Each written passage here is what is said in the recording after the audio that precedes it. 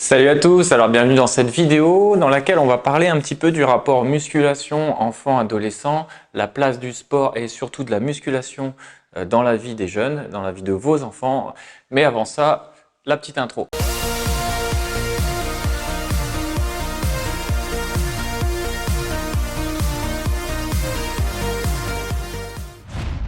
Alors bien souvent, on entend dire que la musculation stoppe la croissance chez les enfants. Moi, en tant qu'enseignant de PS, je l'ai entendu de nombreuses fois, que ce soit de la part des élèves comme de la part des parents.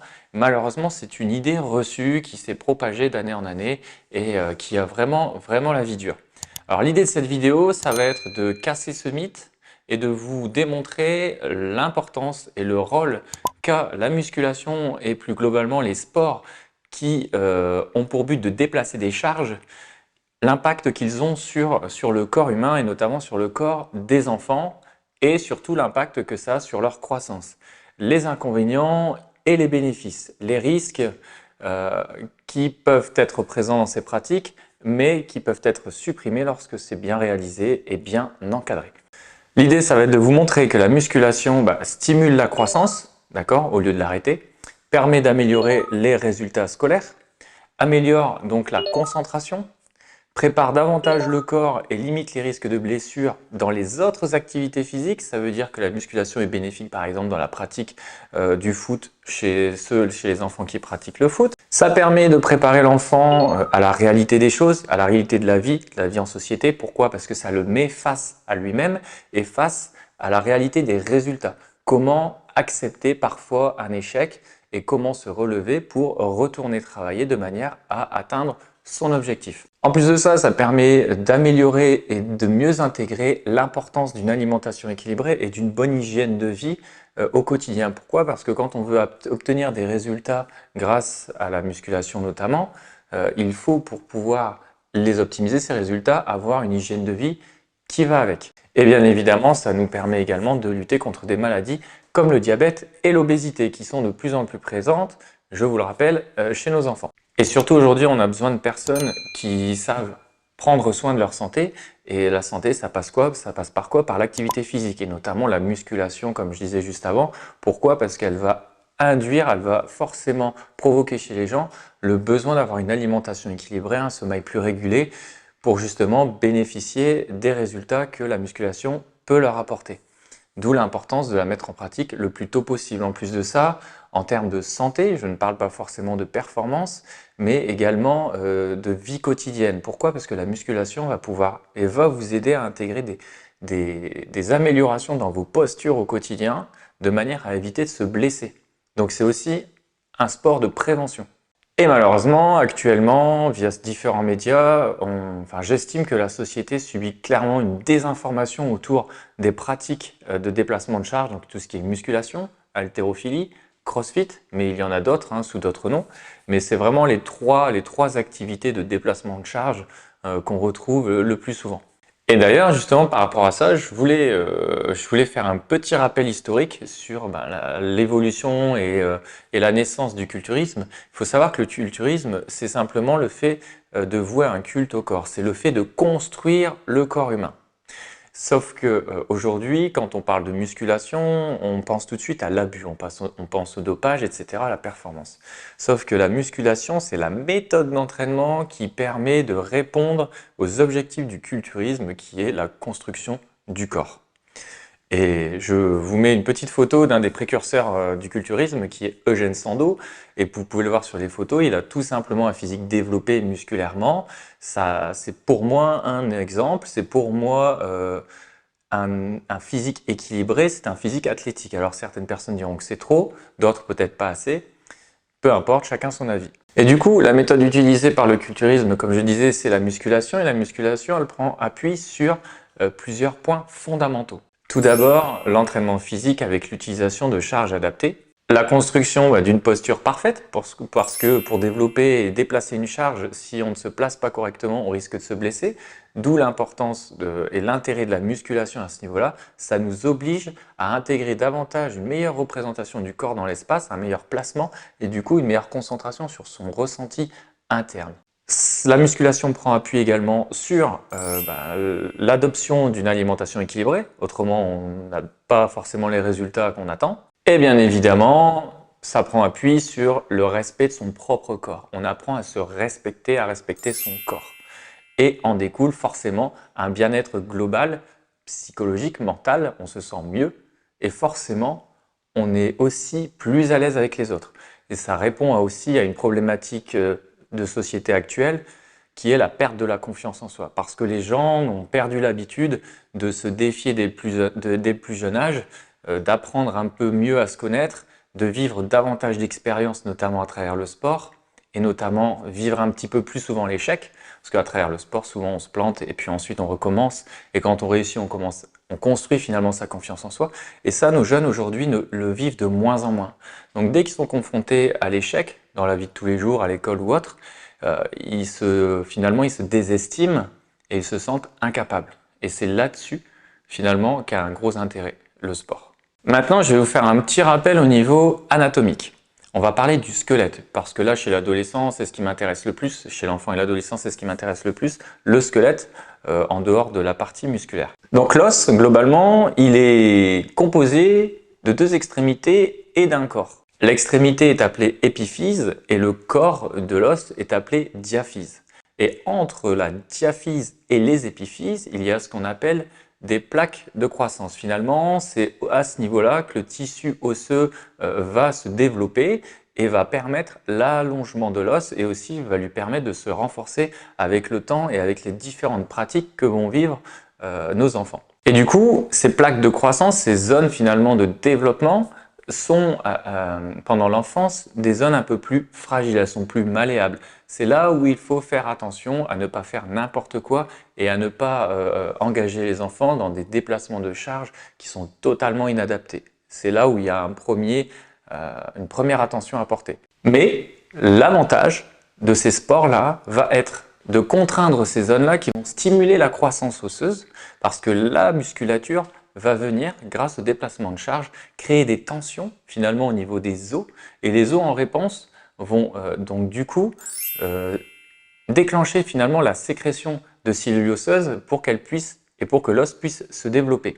Donc ces cellules osseuses, les ostéocytes, vont venir stimuler les ostéoblastes qui vont participer du coup à la construction et au renouvellement de l'os et à sa solidification. Sachez bien et comprenez bien que ces plaques de croissance à l'âge adulte se figent finalement et ensuite la croissance s'arrête. On en vient finalement à deux catégories de pratiques, les contraintes du squelette et les sports sans contraintes du squelette. Exemple, la natation où on n'a pas trop de contraintes sur le squelette et la course à pied, le foot, la musculation, etc., les sports d'impact où il y a une contrainte sur le squelette. Eh bien, les sports de contrainte squelettique vont davantage permettre de densifier le squelette. Donc, on va avoir un squelette à l'âge adulte beaucoup plus dense, beaucoup plus résistant que les adultes qui auront finalement pratiqué beaucoup de sports à faible impact. Donc les recherches ont été claires à ce niveau-là, il y a clairement une différence de densité osseuse entre ces deux publics-là, d'où l'importance de favoriser les sports à déplacement de charge et à impact. Du coup, pour étudier ce phénomène, en 2016, il y a une recherche qui a été faite sur des enfants de 8 à 10 ans, répartis sur 3 groupes.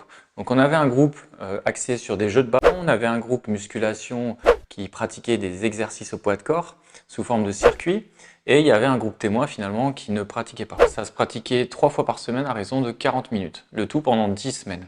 Pour être plus précis, dans le groupe 1, donc les jeux de ballon, on avait du basket, du hockey, du foot, à raison de matchs de 3 contre 3 la plupart du temps. Et pour la partie musculation, on avait la réalisation de 6 à 10 ateliers, donc 6 à 10 exercices, pendant 30 secondes avec 45 secondes de repos.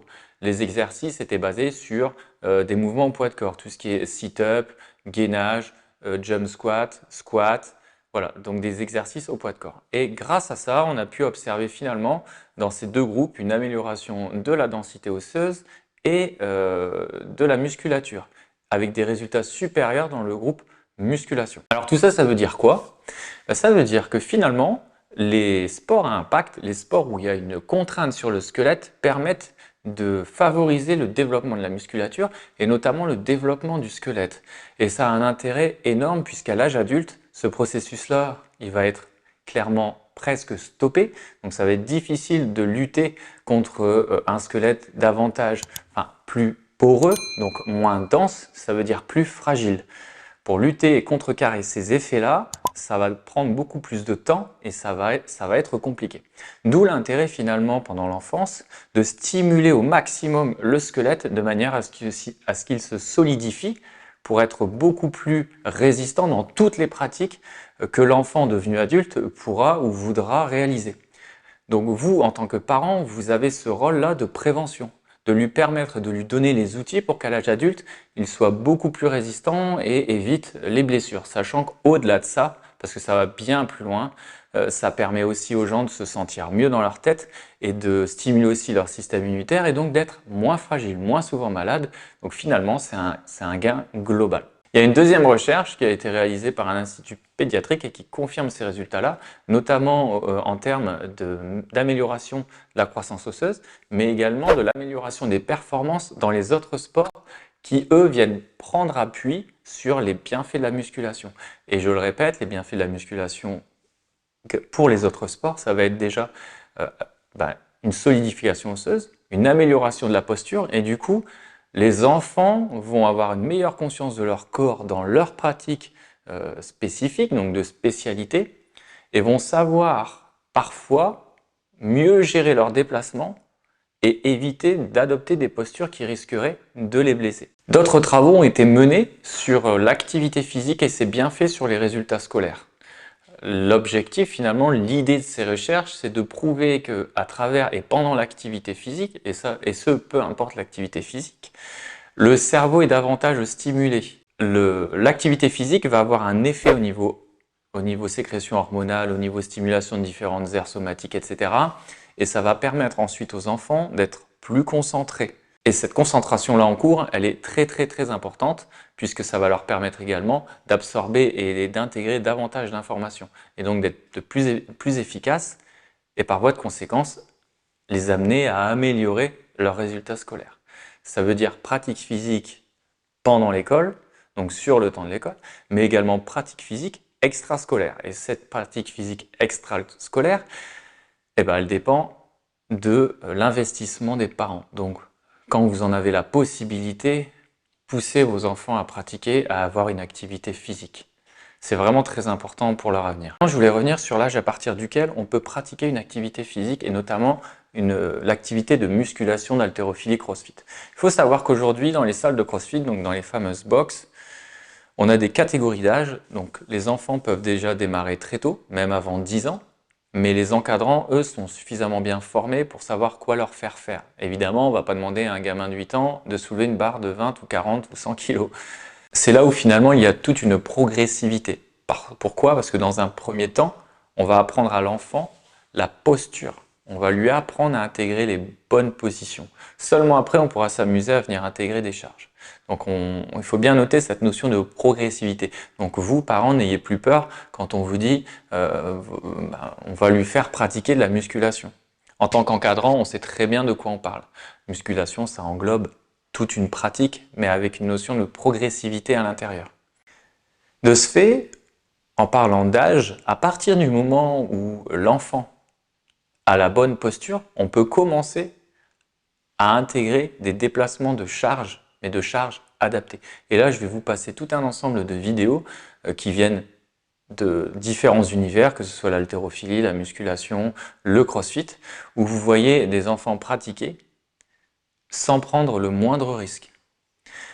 Alors, quelle est la différence finalement entre la pratique d'une musculation sur un endroit standardisé, finalement sur un appareil, et un jeune pratiquant de rugby, de foot ou autre, où il y a des déplacements? Là, je vous mets la vidéo d'enfants qui pratiquent la lutte. Vous voyez bien que ce type de sport-là n'est pas forcément axé sur une maîtrise parfaite de toutes les tensions que peut supporter le corps. On pratique, on réalise finalement des mouvements qui vont créer des tensions à certaines zones du corps, mais sans trop savoir si elles vont potentiellement créer des blessures. A l'inverse, lorsqu'on pratique la musculation, le mouvement il est figé dans un espace bien standardisé par un appareil, par une posture, il n'y a pas finalement de déplacement parasite. En tout cas, notre objectif, c'est de les supprimer. Et évidemment, la charge va venir créer des contraintes musculaires et squelettiques, d'où ensuite la réponse du corps par un développement, par un renforcement. Eh bien, les recherches montrent aujourd'hui qu'il y a beaucoup plus de blessures chez les jeunes dans les activités type sport collectif, impact, changement d'appui, etc., que sur les jeunes pratiquants de musculation, d'haltérophilie. Voilà où est vraiment la grosse différence.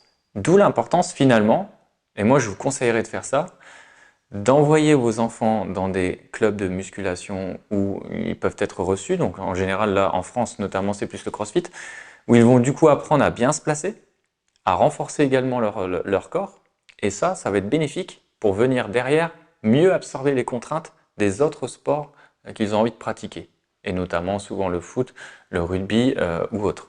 Maintenant, je voudrais apporter un regard sur les adolescents, sur le regard d'ailleurs qu'ont les adolescents sur le sport, la musculation aujourd'hui, puisque ça se voit de plus en plus à travers les réseaux sociaux.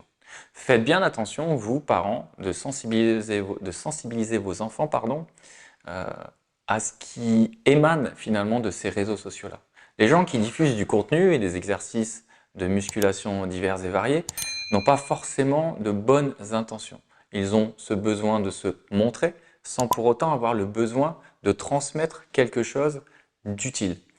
Je dis ça dans le sens où énormément de mouvements qu'on peut voir sur les réseaux sociaux ne sont pas bien exécutés ou alors ne servent à rien. C'est pas parce qu'un mouvement paraît extraordinaire, paraît sorti de nulle part, qu'il est forcément utile et indispensable à la progression.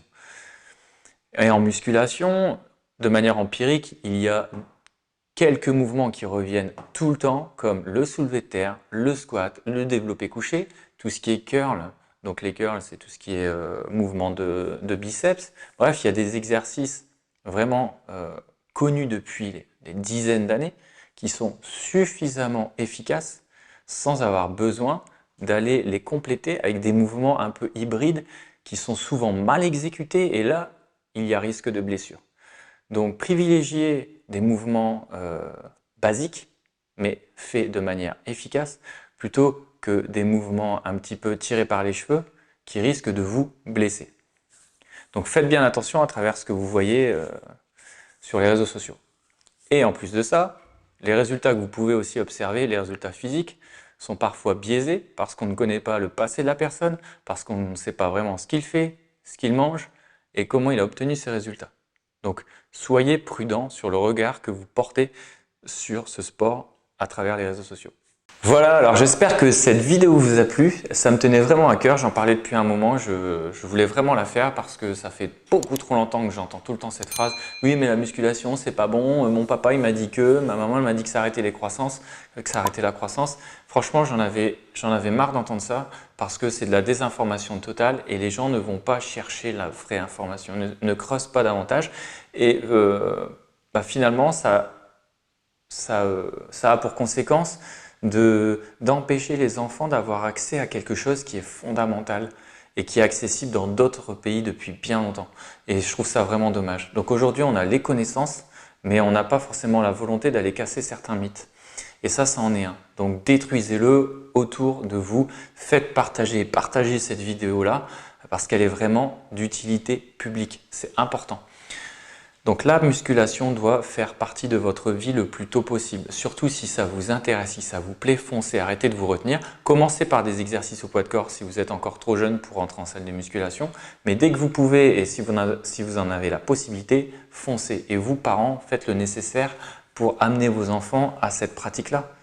C'est vraiment très très très important. Voilà, donc j'espère que cette vidéo vous a plu et puis n'hésitez pas à la partager, mettez un pouce pour faire monter la vidéo dans l'algorithme. Moi, ça me motivera davantage pour faire d'autres vidéos sur cette thématique et sur d'autres thématiques. Et n'hésitez pas à mettre un commentaire, à me poser des questions. Voilà, donc je vous dis à la prochaine et bon entraînement. Salut!